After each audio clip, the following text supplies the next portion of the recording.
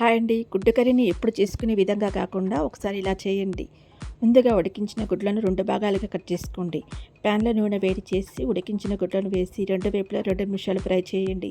తర్వాత 1 కప్పు ఉల్లిపాయ ముక్కలు 3/4 వంతు వరకు తీసుకొని అందులో కొద్దిగా కొత్తిమీర, 3 పచ్చిమిర్చి వేసి మెత్తగా పేస్ట్ చేసుకోవాలి. గుడ్లను ఫ్రై చేయకుండా కూడా వేసుకోవచ్చు. మళ్ళీ అదే ప్యాన్లో కొంచెం నూనె వేడి చేసి జీలకర్ర, ఆవాలు, 1 ఇంచు దాల్చిన చెక్క, మిగిలిన ఉల్లిపాయ ముక్కలు వేసి మగ్గనివ్వాలి.